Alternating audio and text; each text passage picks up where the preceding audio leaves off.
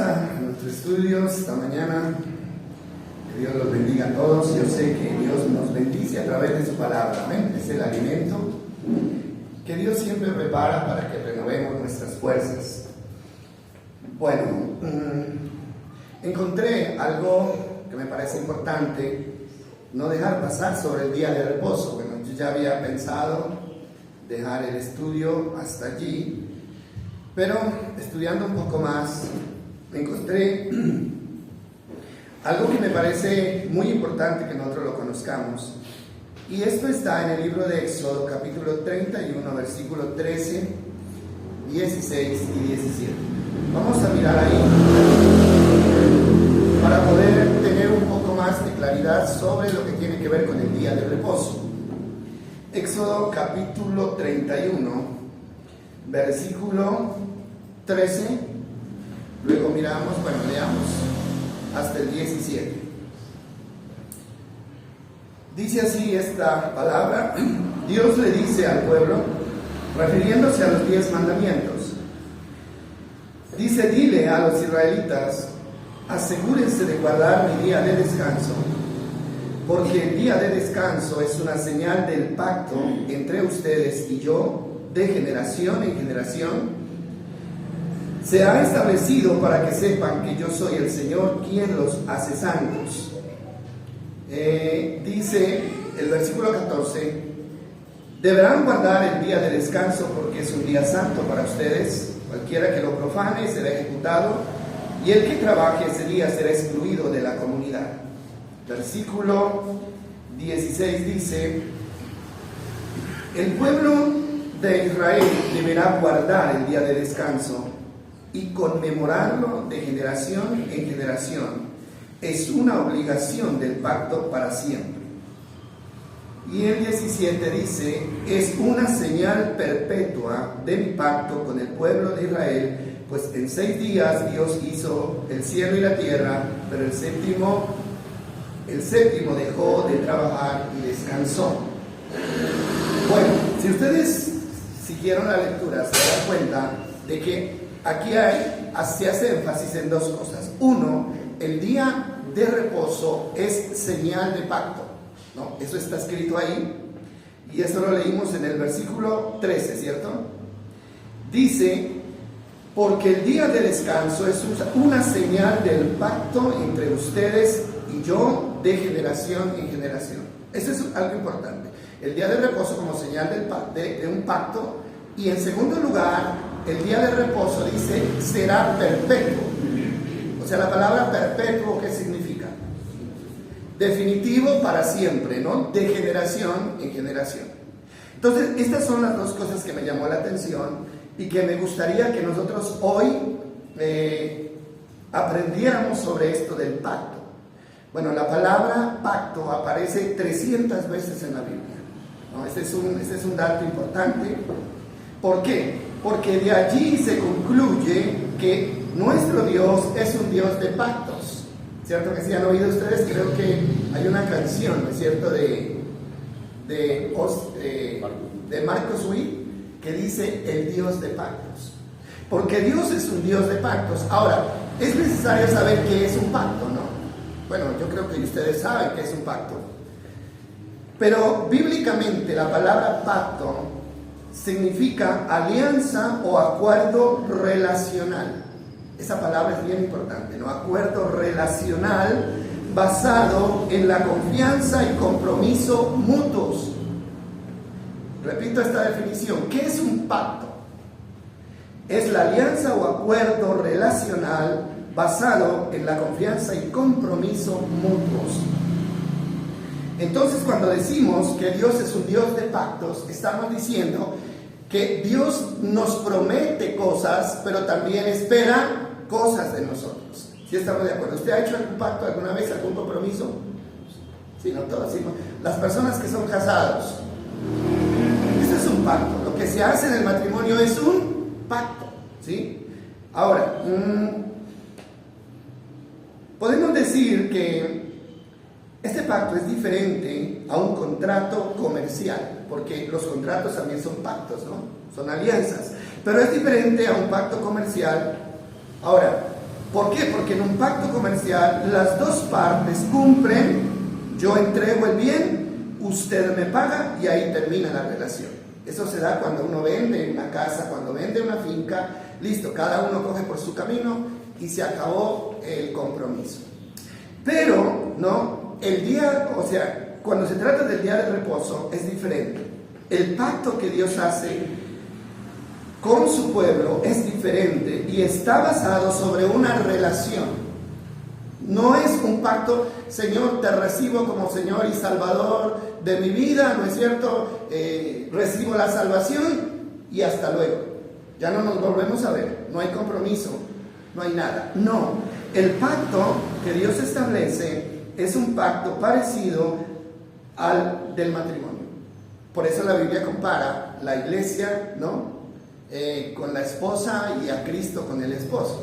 O sea, es parecido al pacto entre dos personas que se unen en matrimonio. Ese es el pacto. Es igual, ¿no? O sea, para que nosotros lo entendamos. Ahora, ¿qué pasa cuando dos personas deciden unirse en matrimonio? Hacen un pacto, ¿cierto? Y el pacto es ¿qué?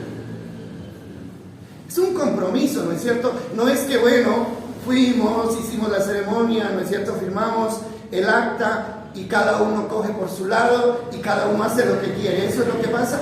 No.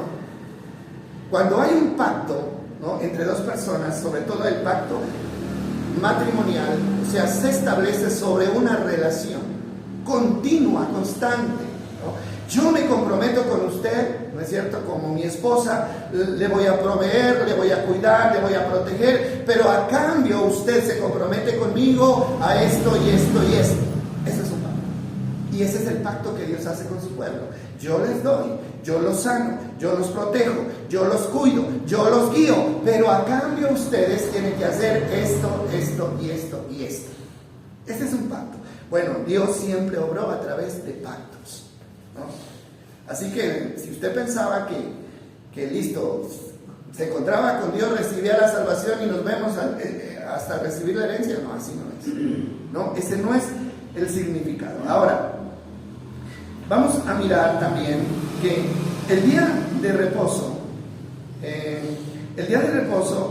es una obligación dentro del pacto.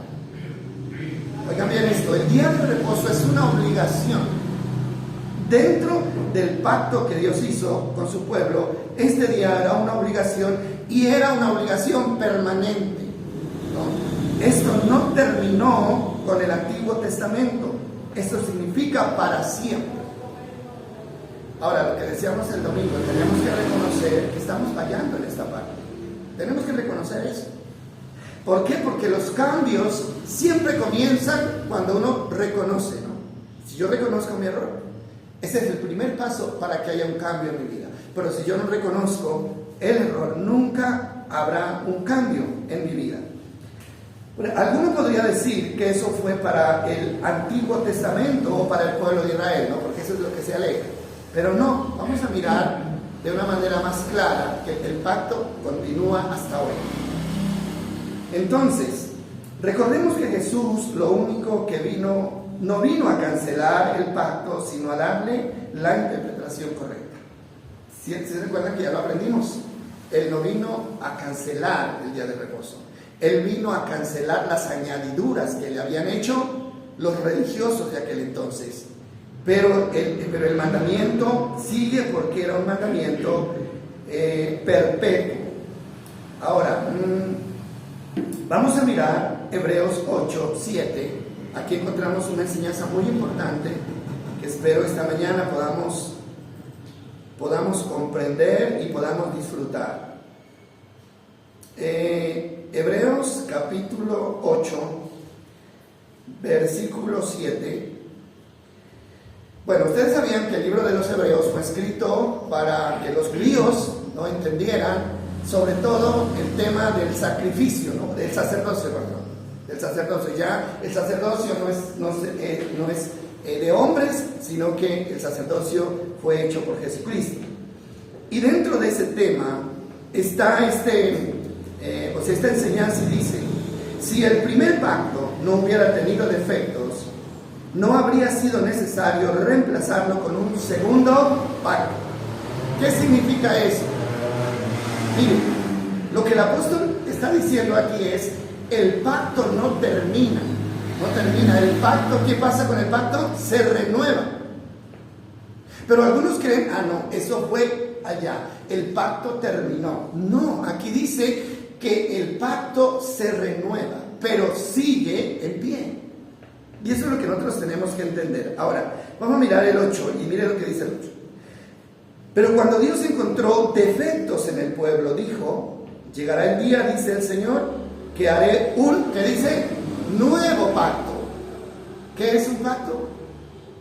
Es una alianza entre Dios y su pueblo, una alianza, ¿no es cierto?, que está respaldada por un compromiso mutuo. Entonces, mis amados, usted olvídese de eso que de pronto alguna vez le enseñaron, de que Dios nos da todo pero no exige nada. Olvídese de eso. Eso no es verdad, eso es un engaño del enemigo. Dios nos da, pero también nos exige. Y eso es lo que nosotros tenemos que entender. Entonces dice, llegará el día, dice el Señor, en que haré un nuevo pacto con el pueblo de Israel y de Judá. Versículo 9 dice, este pacto no será como el que hice con sus antepasados cuando los tomé de la mano y los saqué de la tierra de Egipto. Dice, ellos no permanecieron fieles a mi pacto, por eso les di la espalda, dice el Señor. Mire, esta palabra es tan importante. Esta palabra es tan importante. Ahora, primero, dice, el pacto que yo haré ahora no será igual al pacto que hice, será diferente.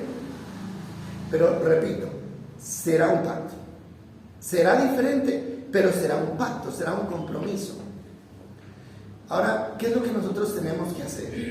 Miren, los creyentes somos muy buenos para aprender lo que Dios puede hacer con nosotros, ¿sí o no? Muy buenos. Y lo aprendemos de memoria. Dios me tiene que sanar, Dios me tiene que ayudar, Dios me tiene que cuidar, Dios me tiene... Pero la pregunta es, ¿tenemos claro lo que nos corresponde hacer a nosotros? ¿Tenemos claro lo que Él demanda de nosotros? Hermano, porque dentro de un pacto las cláusulas tienen que estar claras. Mire, cuando usted va a firmar un contrato, usted tiene que leer, ¿no es cierto?, las cláusulas que están a su favor, pero también las que están en su contra. ¿Y cuáles son más importantes?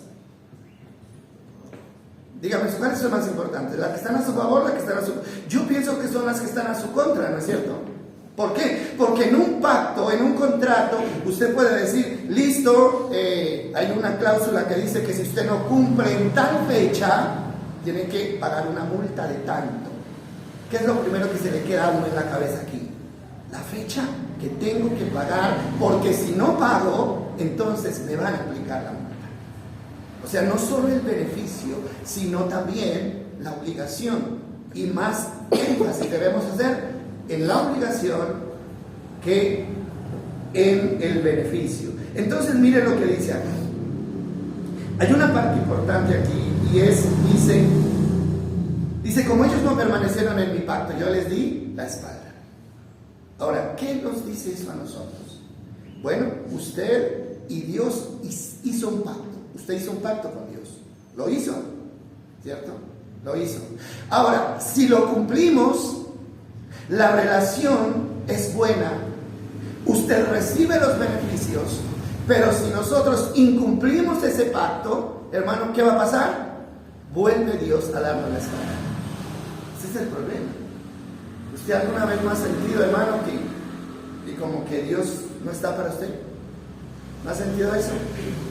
¿Usted no ha sentido alguna vez, hermano, que como que usted ora y no hay respuesta, como que nadie escucha? Hermano, es posible que Dios esté de espaldas a su vida. ¿Pero por qué? No es que Dios ya no me ama. No se trata de que Dios ya no nos ame. Se trata, hermano, de que debemos revisar nuestro compromiso dentro del pacto. Eso es lo que nosotros tenemos que hacer. Entonces aquí dice el versículo 10, pero este es el nuevo pacto que haré con el pueblo de Israel en ese día, dice el Señor. Mire, aquí está, ¿no?, la nueva cláusula del pacto. ¿Cuál es esa cláusula? Pondré mis leyes en su mente y las escribiré en su corazón, y yo seré su Dios y ellos serán mi pueblo. Ese es el cambio, mire, y vamos a mirar que es un cambio muy importante. Y dice el 11, y no habrá necesidad de enseñar a sus vecinos, ni habrá necesidad de enseñar a sus parientes, diciendo, deberías conocer al Señor, pues todos ya me conocerán, desde el más pequeño hasta el más grande. Bueno, qué importante es entender esta parte. Mire, si usted está seguro de que hizo un pacto con Dios, póngale cuidado a esto. Póngale cuidado. ¿Sabe por qué?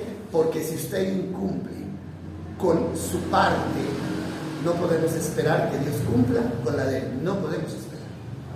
Hay que ponerle cuidado, hermano.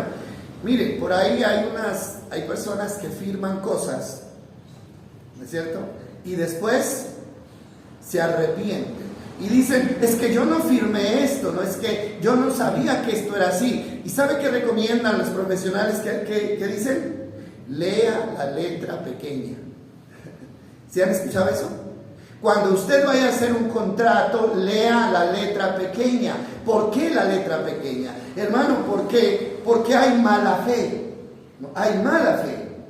Y muchas veces, hermano, lo que favorece a la otra parte no se escribe con letras grandes porque la intención es perjudicar a la otra persona. Por eso dice, lea la letra pequeña. No es que yo no firmé eso. Sí, señor, usted lo firmó, mire, aquí está. Lo mismo pasa con la palabra. Hermano, lea la letra pequeña. Lea a conciencia qué es lo que a qué se está comprometiendo con Dios, para que tengamos derecho luego a pedirle lo que Él nos ha ofrecido. ¿Y dónde está la letra pequeña? Pues aquí, la palabra, ¿no?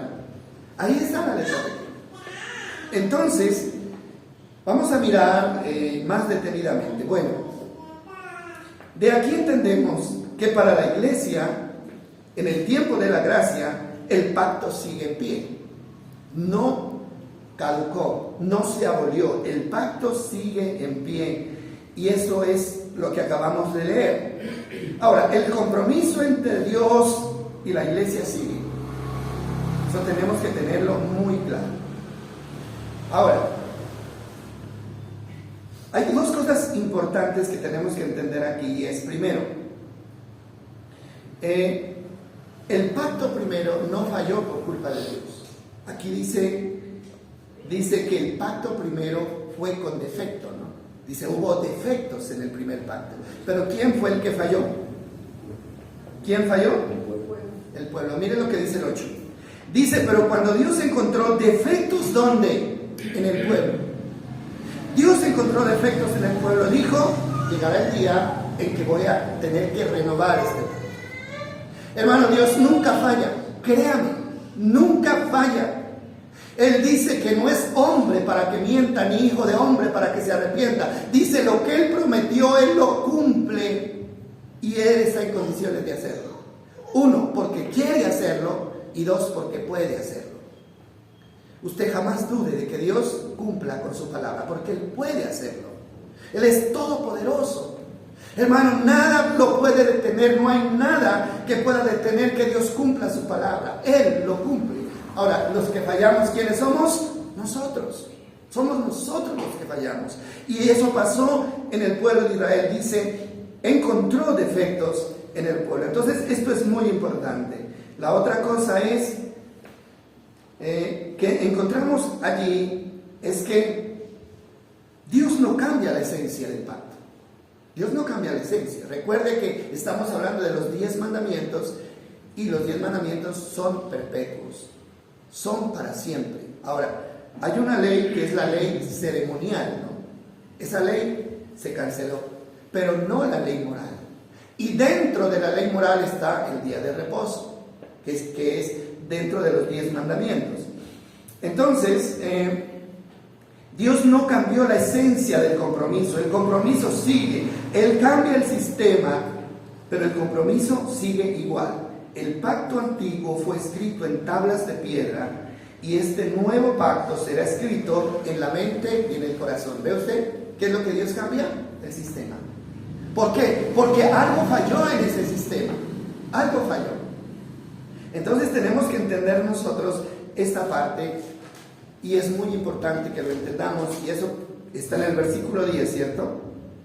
Pero este es el nuevo pacto que haré con el pueblo de Israel, dice el Señor, pondré mis leyes en sus mentes y las escribiré en el corazón. Ahora, la exigencia para el cumplimiento del día de reposo en el antiguo pacto venía de afuera. Yo quiero que esto les quede bien claro a ustedes. La exigencia venía de afuera, la presión para que la gente obedeciera venía de afuera, ¿no? Era ejercida por la ley, había una ley que Dios había establecido y esa ley obligaba a las personas a obedecer, a hacer lo bueno, ¿cierto que sí? ¿Qué decía la ley? No vaya a matar a alguien, porque si usted mata a alguien lo van a matar a usted también. No le vaya a sacar un ojo a alguien, ¿por qué? Porque si usted le saca un ojo a alguien, le van a sacar a usted también su ojo, ¿sí? Ojo por ojo, diente por diente. Esa era la ley. Entonces la ley era la que presionaba, pero una cosa importante, presionaba desde afuera, mis amados, desde afuera. Ahora, era más o menos como la policía de hoy. Imagínense usted, la policía de hoy, ¿no? ¿Cuál es el papel de la policía? Ellos no hacen las leyes. ¿Ellos qué hacen? Se encargan de hacer cumplir las leyes. Y si una persona va por la carretera y no lleva los documentos de su vehículo al día y ve la policía al frente, ¿qué siente? ¿No? Problema, ¿verdad? ¿Por dónde me escondo? ¿Para dónde me meto? ¿Por qué?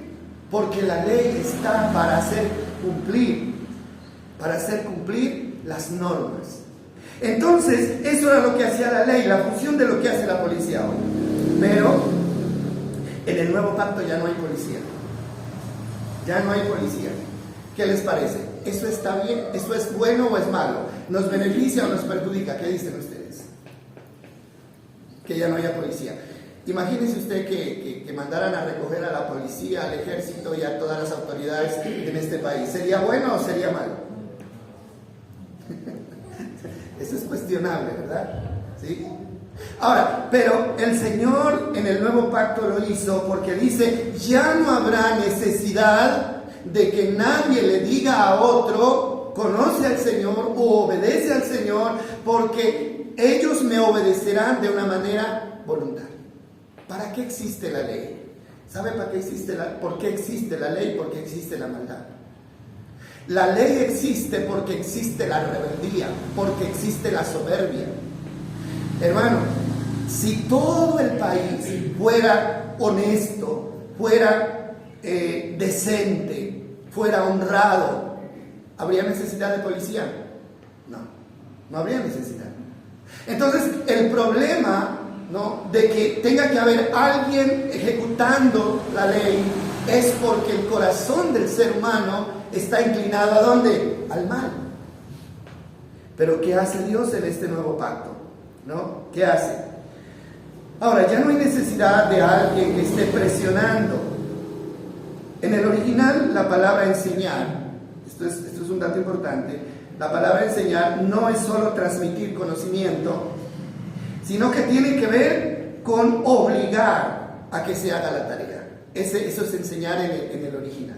Lo que tienen que hacer los profesores, ¿no? ¿Qué hacen los profesores?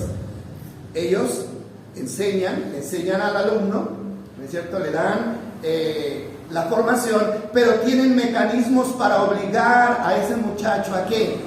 A memorizar. Tiene que hacer este trabajo, tiene que hacer esta tarea y vamos a calificar esta tarea, y de esa manera obligan al muchacho a aprender. Eso es.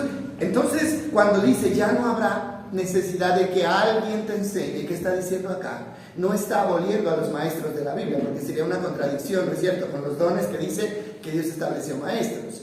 Está diciendo, no habrá necesidad de que los creyentes tengan a alguien que esté detrás de ellos como un policía diciéndoles, no robe, no sea grosero, haga esto, haga lo otro. No habrá necesidad, porque ese sistema fracasó. Ese sistema no funcionó. Ese es el problema del pacto primero. Y yo creo que estamos entendiendo, ¿verdad? Está claro esto. Entonces, ahora, este trabajo de enseñar en el nuevo pacto está en las manos de quién, es la pregunta. Y gracias a Dios, porque Dios hizo la obra perfecta, este trabajo está en las manos del Espíritu Santo. No, usted nunca lo dude, esto está claro. El Espíritu Santo que vino a vivir en el creyente, un creyente que ha hecho una decisión sincera de seguir a Cristo. Eso lo dice Juan 16:13, vamos a mirarlo para que usted lo confirme. Juan 16:13 dice, Jesús le dijo a sus discípulos, ya en su discurso de despedida, le dice, cuando venga el Espíritu de verdad, Él os guiará a toda la verdad. Él no hablará por su propia cuenta, sino que les dirá todo lo que ha oído y les contará lo que sucederá en el futuro. Ahora, ¿de qué está hablando ahí? Está hablando de lo que dice Hebreos cuando dice, y yo pondré mi palabra o mis leyes, las pondré ¿dónde? En su mente. ¿A través de quién va a poner Dios la palabra en la mente? A través del Espíritu Santo. Él es el que revela la verdad al creyente. Él es el que revela, Él es el maestro por excelencia. Pero entendamos una cosa, ese maestro ya no está afuera, ya no es el pastor, ya no es el líder, ya no es el policía. Es el Espíritu Santo obrando desde adentro, desde la mente. Qué bueno eso, ¿verdad? Me parece excelente eso. Y también dice el versículo 8, volvámonos un poco, el 8 dice, cuando venga, ¿quién? El Espíritu Santo, está hablando del Espíritu Santo, y cuando Él venga, convencerá al mundo ¿de qué? De pecado, de la justicia de Dios y del juicio que viene. Ahora, dos cosas hace el Señor. Una, coloca el conocimiento en la mente de la persona y también lo convence para que obre de acuerdo al conocimiento. Eso es lo que hace el Espíritu. Mire, esa tarea nadie la pudo hacer. En el Antiguo Testamento hubieron profetas tremendos. Hubieron grandes profetas, pero nadie pudo hacerlo. Ni siquiera el Señor Jesucristo lo logró. No fue un fracaso, ¿no? No digamos que Él fracasó. Pero ¿cuántas veces el Señor Jesucristo confrontó a los fariseos, confrontó a las multitudes y les enseñó? Y eso nunca lo aceptaron ni lo recibieron, sino que en últimas todos le dieron la espalda. Hermano, ¿por qué? Porque la función de convencer y de enseñar la verdad es del Espíritu Santo. Por eso una persona que no tiene al Espíritu Santo en su vida, hermano, está perdida, totalmente perdida, y no hay esperanza para esa persona. No hay esperanza, porque no habrá nadie que lo convenza. Y eso es duro, hermano, de entender, es duro de aceptar. Ahora, entonces, el Espíritu Santo revela la verdad y convence para que se obedezca. Nadie puede ser convencido a obedecer si no es por el Espíritu Santo. Y hay aquí una verdad que tenemos que mirar, y esto nos permite entender por qué hay personas que se pasan toda la vida escuchando las enseñanzas de la palabra, pero nunca obedecen. ¿Usted no conoce gente así? Hermano, yo desde niño conozco gente así. Desde niño. Personas que yo veía que leían todos los días, que iban todos los domingos a la iglesia, hermano, pero de obediencia nada, absolutamente nada. Siempre se volvía a la misma conducta, como si nunca hubieran escuchado, como que si nunca hubieran entendido, pero ahí estaba la Biblia, ¿sí? ¿Sabe por qué? ¿Por qué? Porque la obra de convencer no es del pastor. La obra de convencer es de quién? Del Espíritu Santo. ¿Y cómo se recibe al Espíritu Santo? Pues ya lo sabemos, ¿no? Una persona que hace una decisión verdadera de seguir a Cristo, en ese momento el Espíritu Santo viene a su vida. El que no tiene al Espíritu Santo no es de Cristo. Eso dice el apóstol.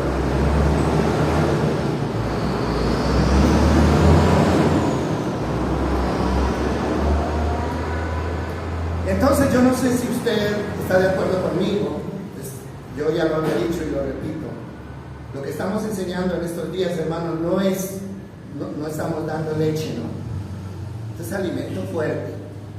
Por eso algunos ya ni siquiera lo recibieron, algunos ya decidieron, ya no vuelvo más. ¿Por qué? Porque para que nos den un garrote todas las veces, para que nos...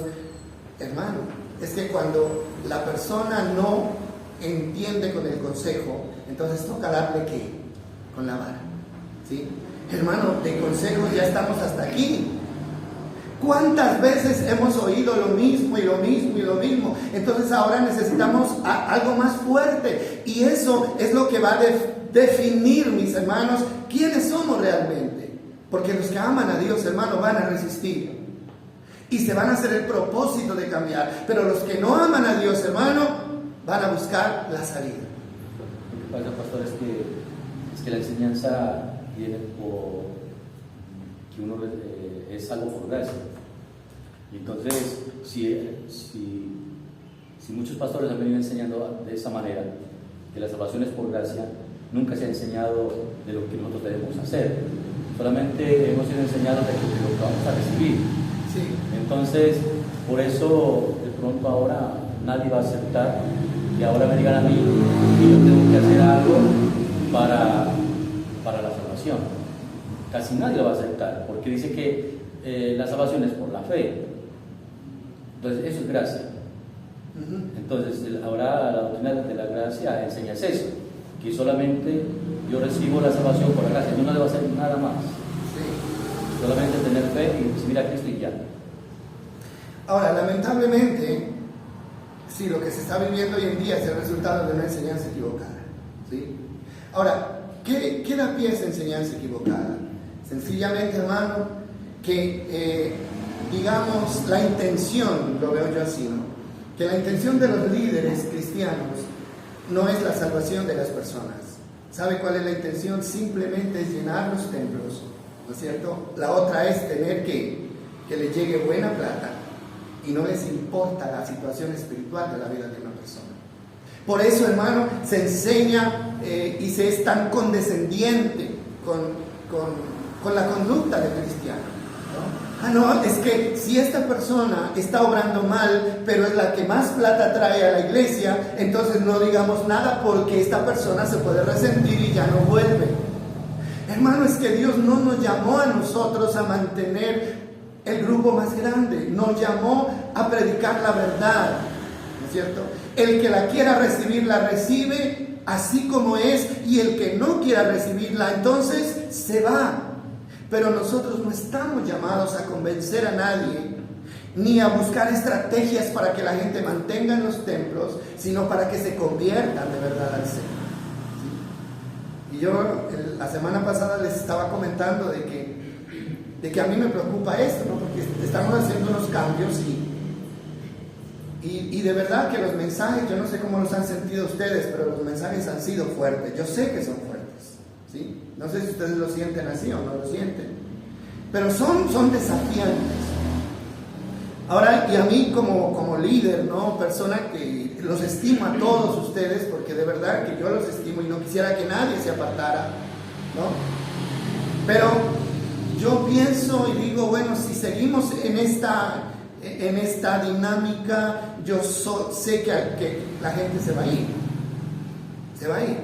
Entonces, ¿qué hago yo? Pero pues, pastor, eso no es culpa suya, porque es su deber. Sí. Explicarnos, hacernos entender, porque a veces leímos la palabra y Claro. entonces no la entendimos. Yo de mi parte estoy de acuerdo. Amén. Ya tengo un respaldo ahí. Usted no la explica, Claro. Sí, entonces, entender la palabra, como así sea dura como sea. toca hacerlo. Ahora, pero no deja eso de ser como, digamos, como preocupante. Entonces yo le digo, Señor, ilumíname, y estaba yo estudiando lo que pasó con los profetas y lo que pasó con el mismo Señor Jesucristo, ¿no? ¿Qué pasó con todos los profetas que hablaron la verdad? Jesús mismo dijo, a todos los mataron, a todos. Él lo dijo. ¿A cuántos de los profetas no mataron? ¿Y quiénes los mataron? El mismo pueblo de Dios, que se llamaba pueblo de Dios, ¿no? Ahí está Jeremías, ¿no? El pobre Jeremías ya sabía lo que le iba pierna arriba, por eso no quería. No, Señor, yo no puedo, yo no voy, yo soy muy joven, le decía, ¿no? Cuando Dios lo llamó. Y él le dijo, tienes que ir porque yo te lo ordeno. Y le dice algo importante en el capítulo 1, y le dice, está llamado a derribar y a construir. Hermano, porque mientras no se derribe lo que está malo, no se puede construir lo que está bien. ¿Y qué pasó con Jeremías, hermano? Comenzó a predicar, y la gente, en vez de convertirse, se fueron en contra de él. Y ustedes saben que varias veces intentaron matarlo.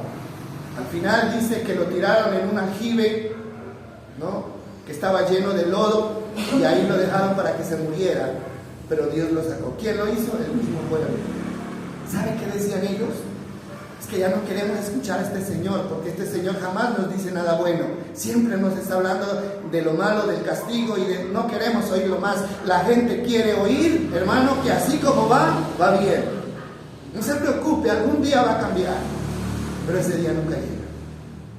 Y no, hermano, no podemos seguir engañándonos.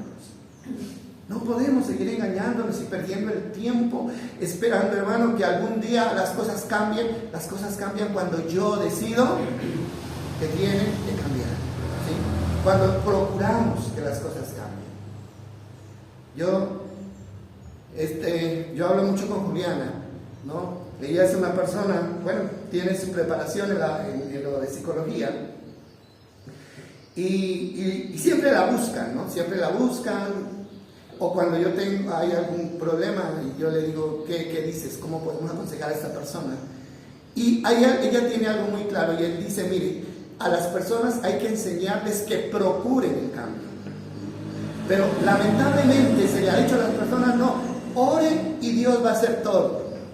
No, hermano, yo tengo que hacer mi parte.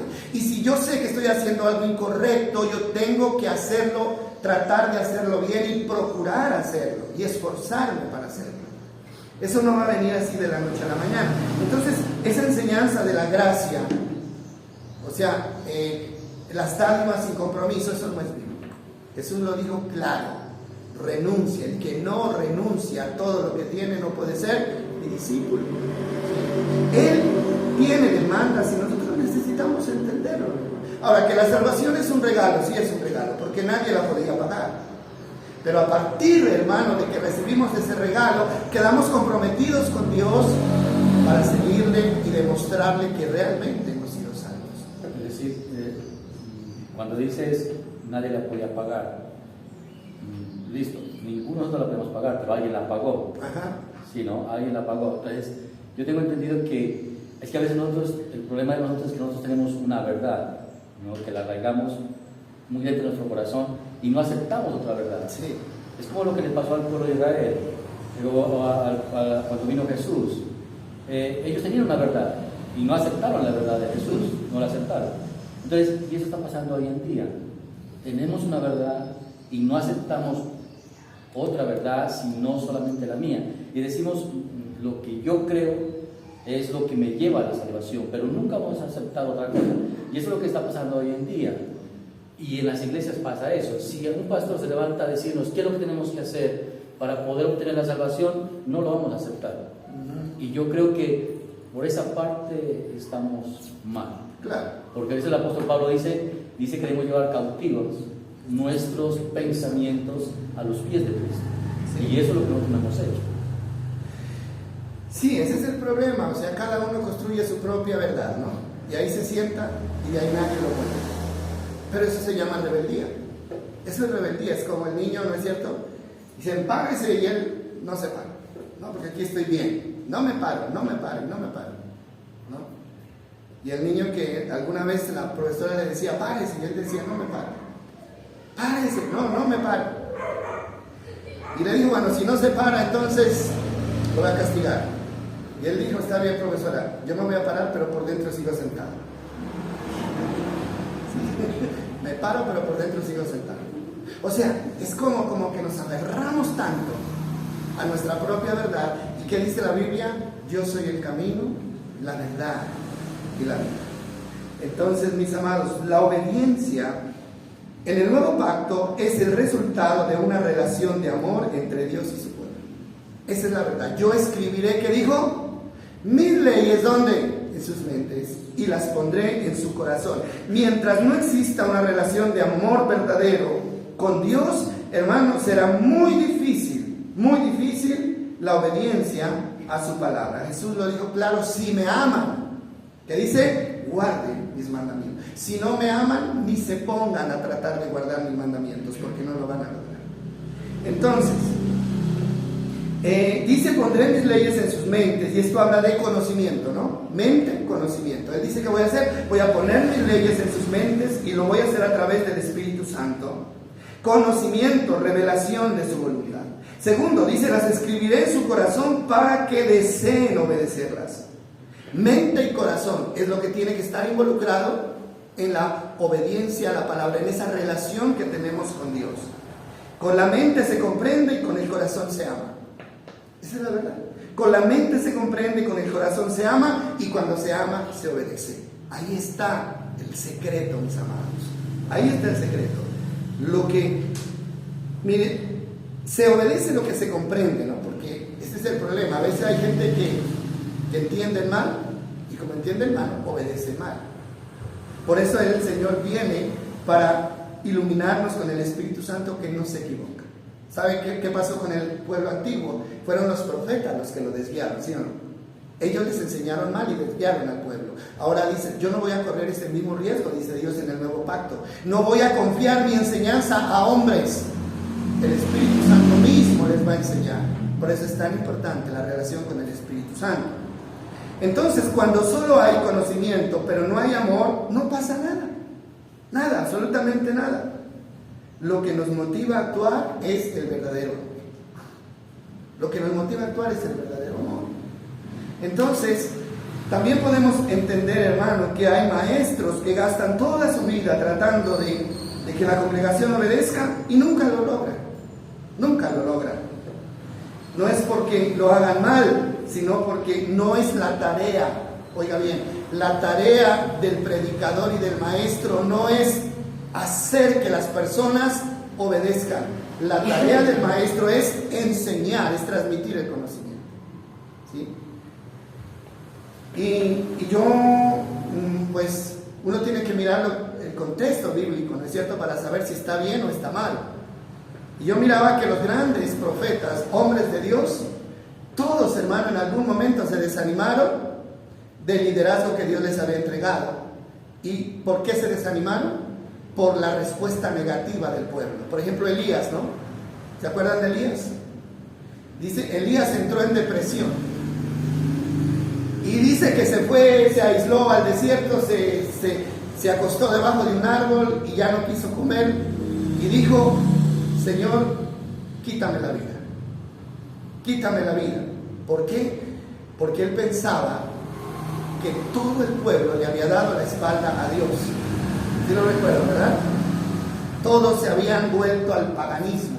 Me quedé solo, dijo él. La dureza del corazón del pueblo.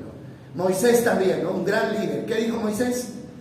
Dijo un día llorando, le dijo al Señor, Señor, yo no parí a este pueblo, yo no los parí para tener que llevarlos sobre mis espaldas. Ya estoy cansado y ya no voy más. Y el Señor le dice, tienes que seguir, ¿no? Mucha gente, muchos hombres se desanimaron, pero todos se desanimaron. ¿Por qué? Al ver la indiferencia del pueblo. Jesús mismo dice que un día se subió a una montaña, dice, y al ver la indiferencia del pueblo lloró de tristeza al ver la dureza del corazón de ese pueblo, porque nadie lo quería aceptar. Pero sin embargo continuaron, y así no hayan sido amenazados de muerte, así hayan dado la vida dando esa palabra, pero lo hicieron hasta el final. Mire, todos los profetas y los grandes hombres de Dios, si lo miramos desde el punto de vista humano, terminaron mal, ¿cierto? Terminaron mal. Juan el Bautista, ¿no es cierto? En su intento de que el rey Herodes se convirtiera y dejara de hacer lo malo, predicó, lo enfrentó, y ¿cómo terminó? Le cortaron la cabeza, ¿cierto? Ah, no, pobrecito, fracasó. No fracasó. Él murió haciendo lo que tenía que hacer. El mismo Señor Jesucristo, hermano, lo llevaron a la muerte. Podemos decir, murió, fracasó, la muerte es fracaso. No, Él no fracasó. Él murió haciendo lo que el Padre le dijo que tenía que hacer. A Pablo lo crucificaron, hermano, y murió después de estar 3 años preso en una cárcel. Pero no fue un fracaso. ¿Por qué? Porque él dijo, he terminado la carrera, he guardado la fe, y aunque muera en este momento, él dijo, muero haciendo la voluntad. ¿Y cuál es la voluntad? No, ellos no se convirtieron. A esa gente no se convirtió. Se volvieron en contra de ellos. Hermano, pero la palabra se declaró. La palabra se sembró. Y después esa palabra produjo el resultado. Entonces, tenemos clara esta parte. La obediencia es una decisión del corazón personal y voluntaria. Hermano, así que yo ya entendí que no debo andar detrás de los cristianos como pastor. Yo no debo andar detrás de los creyentes. Hermanito, por favor, le suplico, no haga esto, no se desanime. Hermano, esa no es mi misión. La misión es del Espíritu Santo. Y déjeme decirle una cosa: si a usted como creyente el Espíritu Santo no lo convence, nadie lo puede convencer. Nadie. ¿Sí? Ahora, yo creo que a todos ustedes han vivido experiencias como las que yo he vivido. Cuando usted va a hacer algo malo, o ha hecho algo malo, usted no siente una vocecita o una cosita que le dice, bueno, si todavía no lo ha hecho, ¿qué le dice? No lo haga. Y si ya lo hizo, ¿qué le dice el Espíritu Santo? Arrepiéntase y apártese. ¿No le ha pasado? Hermano, si a usted no le ha pasado, usted no es cristiano. Déjeme decirle que a usted no le pasa eso, usted no es cristiano. ¿Por qué? Porque el Espíritu Santo nos da vida espiritual, y como vivos que estamos espiritualmente, entonces tenemos que sentir eso. Pero ¿qué pasa? Hay gente que siente la voz. Cuando el Espíritu Santo le dice así no es, no lo haga, ¿qué hace la persona? Se hace el sordo. O cuando ha cometido el pecado, el Espíritu Santo le dice arrepiéntase, apártese, se hace el sordo. Hermano, si esa persona no obedece al Espíritu Santo, que es Dios, porque es Dios dentro de nosotros, ¿cómo va a obedecerle a una persona, a un ser humano? Entonces no, y esto me da como un fresquito, ¿no? Eso me permite como un fresquito. ¿Por qué? Porque en algún momento uno llega a pensar de que la obligación de que la gente obedezca, de que la gente se santifique, es de uno, ¿no? Y uno se carga con eso. Pero hoy entiendo que no, que mi obligación es enseñar, y que es la obediencia es una decisión del corazón de cada persona de una manera voluntaria. O sea, para obedecer o para desobedecer. ¿Sí? Pues sí, lo que usted dice es muy cierto, y el ánimo es a seguir adelante, ¿no? Sí.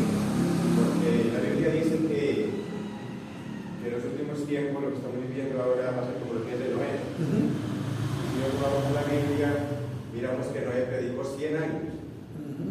Y cualquiera diría que la predicación de Noé tuvo fruto, que fue en vano. Sí. Porque nadie se convirtió. A los 100 años que él predicó, nadie se convirtió, solamente sus hijos, su mujer y su esposa. No pudo haber sido, digamos que fue, él les predicó la verdad, pero él fue tan duro, lo que está viendo ahora, que predica la verdad, porque él les habló duro. Sí. Les habló las cosas como realmente iban a ser, y nadie atendió, y ya sabemos lo que pasó. ¿Sí? O sea, el ánimo es a seguir adelante, y si la gente, como usted dice, si escuchan bien y si no también. Sí, hermano, así es, gracias. Ahora, yo espero, ¿no? Y le oro, yo eso sí lo hago, todos los días, en la mañana, en la tarde, Espíritu Santo, usted, le suplico, haga la obra en la vida de cada persona. Al que está desanimado, anímelo. Al que va por el camino equivocado, enderece el camino, Señor, hágalo. Porque eso sí lo tenemos que hacer, ¿no es cierto? Pero no podemos nosotros pretender que vamos a poder convencer a otra persona de que cambie. Hay un pasaje en la Biblia duro, fuerte, ¿no? Que es el que dice: no le echen las perlas a los cerdos, dice, ¿no? Dice, porque se pueden venir en contra de ustedes y los pueden dañar. ¿Qué significa eso? Hay gente que insiste tanto, ¿no es cierto?, en meterle la palabra y obligar a la persona que obedezca, que lo que hace es ganarse el odio de esa persona. El odio, ¿no es cierto? Ya lo pueden terminar aborreciendo, aunque de todas maneras el hecho de que lo aborrezcan, eso está escrito. Dice: por mi causa los aborrecerán, ¿cierto? Así que los líderes que realmente estamos dispuestos a predicar la verdad, tenemos que estar también preparados para el rechazo. Eso lo tenemos claro. Entonces, mis amados, o sea, aquí dice: ya no hay necesidad de que alguien esté presionando desde afuera. Ya no hay necesidad, ¿sí? Entonces, el que presiona y el que convence es el Espíritu Santo de adentro. Y si usted siente al Espíritu Santo que lo orienta, que lo guía, hermano, obedézcale. Porque el Espíritu Santo lo que quiere es guiarlo ¿a qué? A lo correcto. No nos hagamos los sordos.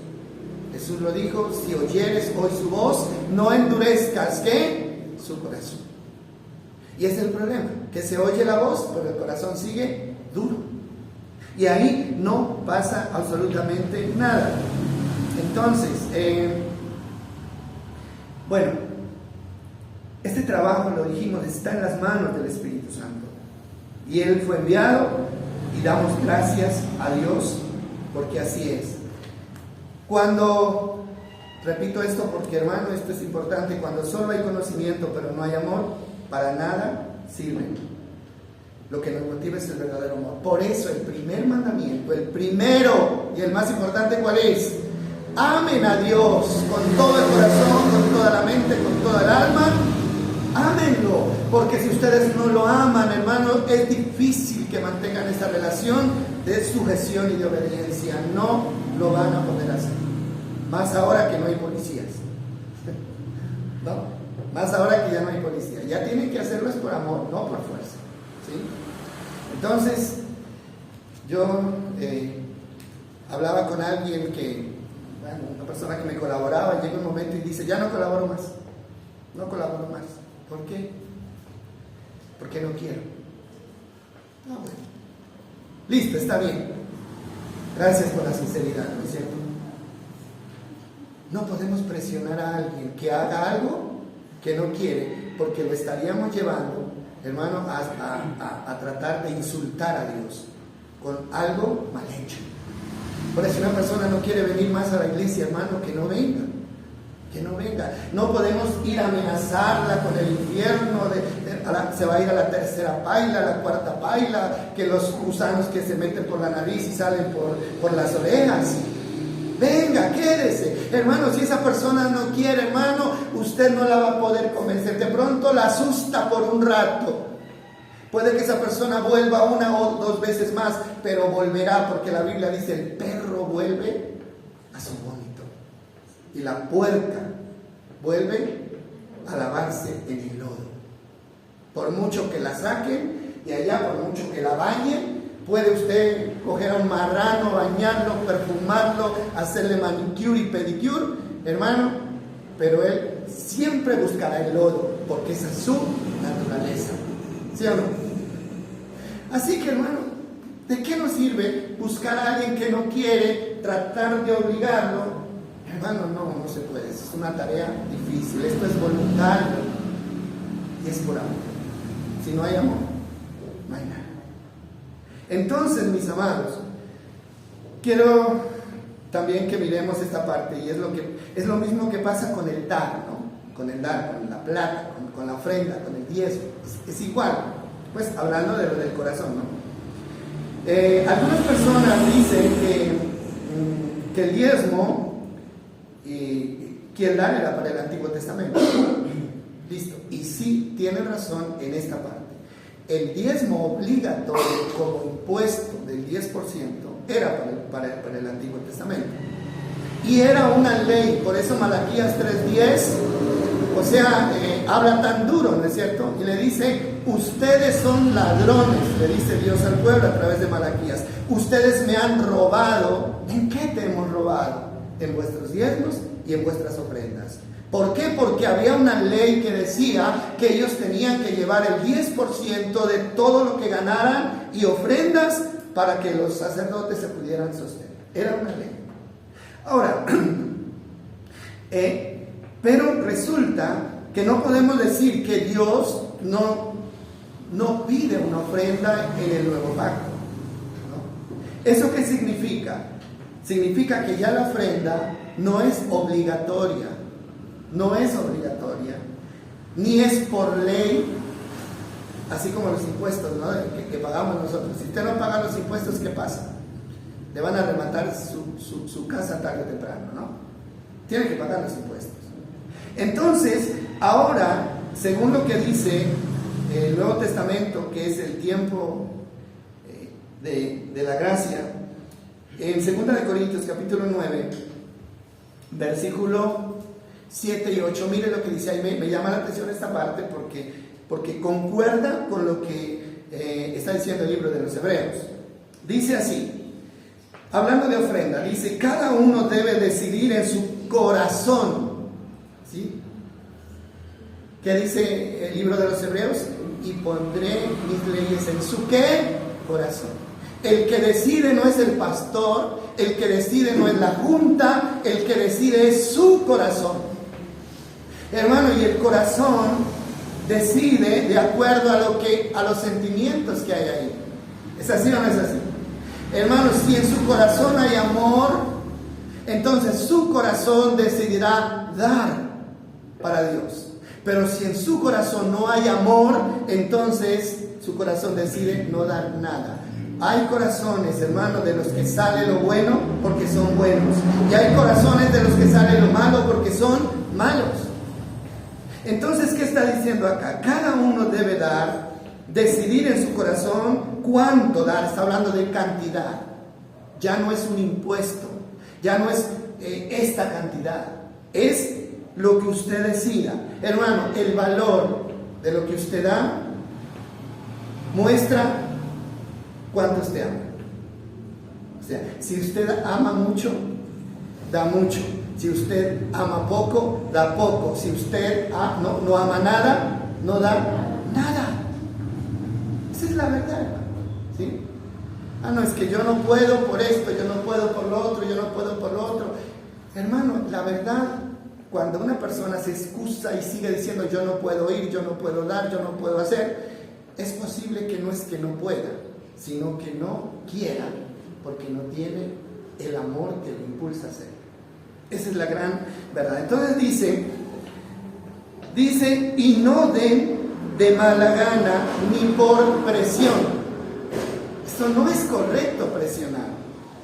Por eso, hermano, hay iglesias donde antes de recibir la ofrenda dice, vamos a orar por la ofrenda. Y hay una persona encargada, ¿no es cierto?, que sale de entre un líder, ¿no es cierto?, que lee un texto bíblico y luego ora por la ofrenda y luego presionando, hermanos, psicológicamente están metiendo presión para que la gente dé. Y hermanos, si ustedes no dan, van a ir a dar al infierno, que yo no sé qué. Entonces la gente dice, pues para no ir al infierno, pues entonces vamos a dar. ¿Qué dice aquí? No es por presión, hermano, y en eso fallan los líderes. ¿Por qué? Porque mucha gente puede dar, pero no da porque le nace, sino porque alguien lo está amenazando. Y esas cosas, hermano, que son bajo presión, no le agradan a Dios. Las cosas no le agradan. Eso beneficia al ser humano, eso le llena el bolsillo, hermano, a los líderes, pero a Dios no le agrada. Entonces dice, no es por presión. ¿Por qué? Porque Dios ama al que da con alegría. Hermano, Dios ama al que da con alegría. Y a mí no me interesa, hermanos, si contento al líder, si contento al pastor. A mí me interesa, hermanos, si complazco a Dios.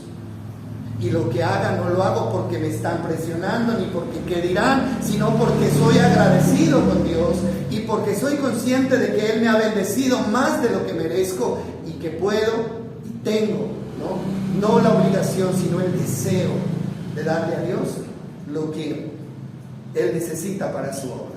Y mire que hay una promesa, versículo 8. Siempre que Dios da algo o pide algo, siempre lo respalda con una promesa. Dice el 8, y Dios proveerá con generosidad todo lo que necesiten. Entonces siempre tendrán todo lo necesario y habrá bastante y de sobra para que compartan con otros. Mira, aquí están los dos mandamientos, ¿sí o no? Amen a Dios, demuéstrenlo con obras y Él les dará para que ustedes puedan demostrar el amor a quienes, a los demás. Hay gente que no tiene ni para ellos ni para nadie. Así es. ¿Por qué? Porque no estamos amando a Dios. Por eso el primer mandamiento es amen a Dios. Ahora, es lo que nazca del corazón.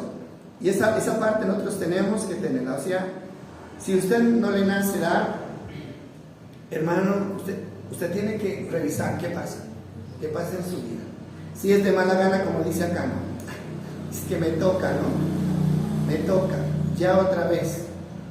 Eso en cuanto al dar, en cuanto a ir a la iglesia, en cuanto a orar, en cuanto a leer la Biblia, el Señor dice, no lo hagan si sienten carga cuando lo hacen, porque me están insultando, me están menospreciando. Y dice, yo soy el rey, desde donde nace el sol hasta donde se pone, yo soy el rey.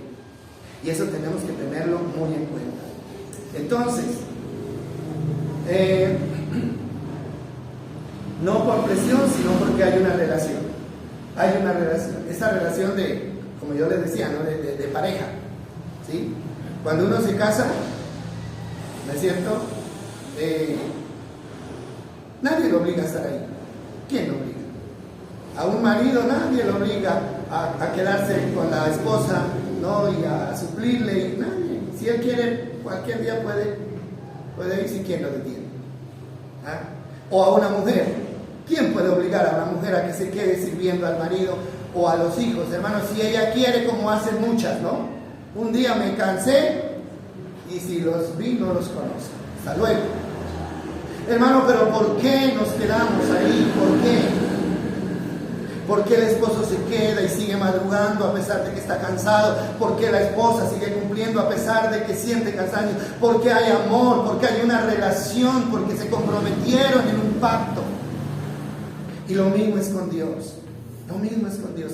A veces nos cansamos, sí nos cansamos. Lo que yo le decía, ¿no? Los grandes hombres de Dios también se cansaron en algún momento. Hermano, pero nunca vamos a dejar de cumplir con lo que nos toca. ¿Por qué? Porque existe una relación de amor con Dios. Y el día que esa relación se acabe, ese día, hermano, ya no hay nada que lo una ni que lo obligue a hacer nada por Dios. Pero la relación se acaba cuando se acaba el amor. Toda relación se termina cuando se termina el amor. Mientras el amor esté vivo, entonces la relación está viva y el compromiso sigue andando, ¿sí? Por eso el apóstol Pablo dice, no dejen que se apague el fuego del Espíritu Santo en ustedes, ese fuego que los anima. Ya para terminar, pues estamos hablando del día de reposo. Entonces, igual con el día de reposo, ¿no? El día de reposo hace parte de los 10 mandamientos que no tienen caducidad, que son perpetuos y serán de generación en generación. Ahora, pasa lo mismo. En el antiguo pacto, el día de reposo era el sábado y era por obligación. Y las personas que lo quebrantaban eran castigados con la muerte, ¿sí? La ley que andaba detrás. Ahora, hoy debe ser por amor. Hoy debe ser por amor. Así como el dar, ¿no? Ya no es impuesto ni es con un porcentaje establecido, sino lo que nazca igual con el día de reposo. El día de reposo sigue vigente. Hay que separar un día para el Señor, ¿no? Hay que separarlo. Y eso lo hacemos siempre y cuando amemos a Dios. El tiempo que uno pasa con el ser amado es la muestra más efectiva de que estamos enamorados. Una persona enamorada lo más que quiere que es pasar tiempo con esa persona, ¿no? La presencia del ser amado no se compara con nada, absolutamente con nada, ¿sí? Y si hay que trasnocharse, trasnocha, y si hay que desafiar la oscuridad, se la desafía, y si la lluvia, y si el sol, nada lo detiene, si nada lo detiene, ¿no? Por eso a veces hay personas que tienen que espantarles, ¿no?, a los enamorados, a las hijas. Hijita, ya es la 1 de la mañana, venga, acuéstese. Un ratico, mamá, un ratito. Hijita, ya habló 3 horas por ese celular, cuelgue. Cuelga tú, no cuelga tú. ¿Cierto? ¿Por qué? Porque se supone que hay un sentimiento de amor y el tiempo con esa persona, ¿no?, es lo más importante. Ahora, si amamos a Dios, el tiempo con Dios debe ser importante.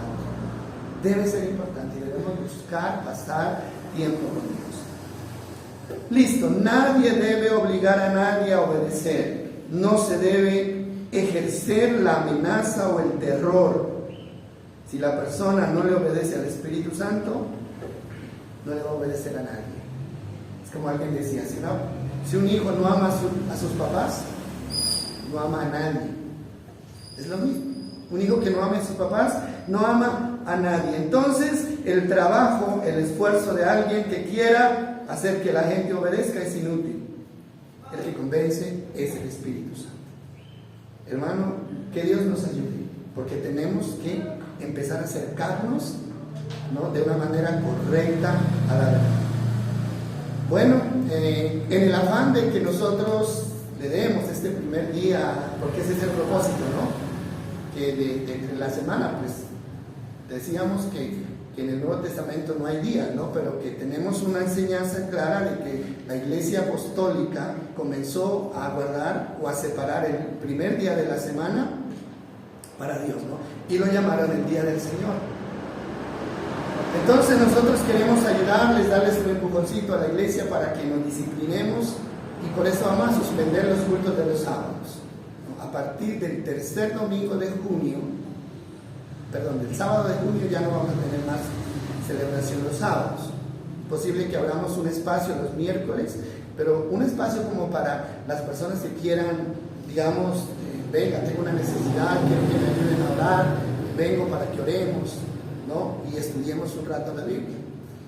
Ahora, esto es con el fin de que de ir como conduciendo, ¿no?, al pueblo, lo que decíamos adelante. Ahora, y acostúmbrense, pues a mí me da pena con las personas que estaban acostumbradas a venir los sábados, ¿no? Pero yo ayer ya les dije, la idea no es que ustedes no vuelvan a la iglesia. La idea es que realmente entendamos que muchas veces, hermanos, le estamos dando la sobra a Dios. Y Él dice, un día, no un rato después de que hayan hecho todo y estén bien cansados, no. Lo primero, ¿qué es lo primero? Pues el primer día de la semana, las primeras horas del día, eso es lo primero, ¿no?, si realmente amamos a Dios. Yo sé que Dios nos va a bendecir a través de esto, hermano, nos va a bendecir, porque tenemos que ir cambiando esto, como yo les decía ahora, hermanos, si uno sabe qué es lo que tiene que hacer, entonces no nos endurezcamos, simplemente digámosle, Señor, yo busco tu favor y voy a hacer lo que me corresponde hacer. Amén. Que Dios nos bendiga. Esta mañana, entonces, los que tengan que cumplir con su deber de ciudadanos pueden hacerlo. Ya hemos orado al Señor, también esto ha sido un motivo de oración en estos días. Dios creo que ya tiene en sus manos lo que tenga que pasar, ¿sí?, lo que tenga que pasar, pero vamos a agradecerle a Dios. Que sea Él el que elija, ¿cierto? Dios tiene que hacerlo, hermano, en su infinita voluntad. Uno piensa, no, Señor, que elija el mejor, ¿no? Hermano, pero posiblemente puede elegir el peor, ¿sí? ¿Sabe por qué? Porque Dios necesita darnos lecciones también, ¿sí? Dios necesita darnos lecciones, ¿no? Porque muchas veces llevó Dios al pueblo de Israel a la esclavitud, ¿no? A la esclavitud de reyes paganos que los esclavizaron y los exprimieron. ¿Por qué? Tuvieron que servir a dioses paganos, porque tenían que aprender una lección. Y la lección número 1 que tenemos que aprender nosotros es que usted y yo no dependemos de ningún ser humano.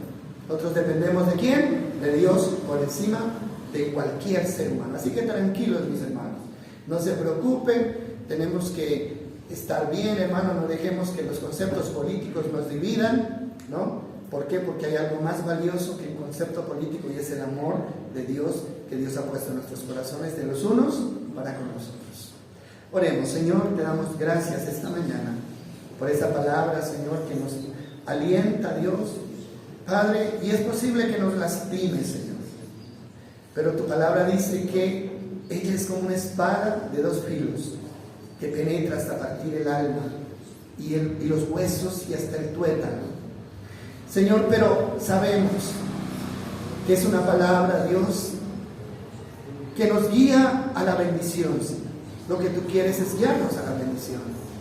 Y lo haces a través de estos consejos maravillosos que tú nos das como un Padre perfecto que eres. Gracias por hablarnos y gracias por tu Espíritu Santo, que es el que nos convence y el que nos capacita, Señor, para ser fuertes en la necesidad de obedecer. Te damos la gloria y la honra y la alabanza a ti en el nombre de Jesús. Amén y amén.